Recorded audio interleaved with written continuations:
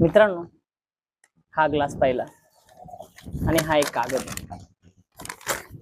या कागदाला मला या ग्लासमध्ये टाकायचंय.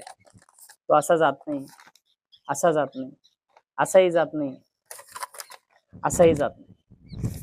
आता मी याला काय करतो, गोळा करतो आणि या ग्लासमध्ये कळलं असेल तुम्हाला मला काय सांगायचंय. माणसाच्या आयुष्यात पण असंच आहे. आता हा जो कागद आहे हा आधी लिहायला कामात आला असता, त्याच्यापासून एखादी वस्तू तयार झाली असती.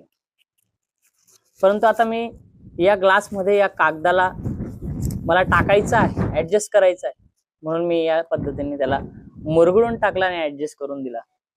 सांगण्याचं तात्पर्य असं आहे की आयुष्यात कधी कधी आपले प्रतिभा वेगळे असतात, आपली आवड वेगळी असते, आपल्या क्षमता वेगळ्या असतात, परंतु आपल्याकडनं केल्या जाणाऱ्या अपेक्षांमुळे आणि लोकांच्या आवडीनिवडीचा विचार केल्यामुळे इतरांना खुश ठेवण्यासाठी आपण स्वतःला असंच मरगडून एका स्ट्रक्चर मध्ये फिट करण्याचा प्रयत्न करतो.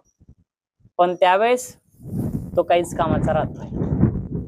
म्हणून कारण प्रत्येकाची प्रतिभा, प्रत्येकाची क्षमता, प्रत्येकाच्या आवडीनिवडी वेगळ्या असतात आणि प्रत्येकाच्या आवडीनिवडीनुसारच आपण कोणत्याही गोष्टी केल्या गेल्या पाहिजेत. आपल्या आवडीच्या विरुद्ध आपण जर एखादी गोष्ट केली तर त्याचा असाच आपल्याला त्रास होतो. आपण मुरगडले जातो.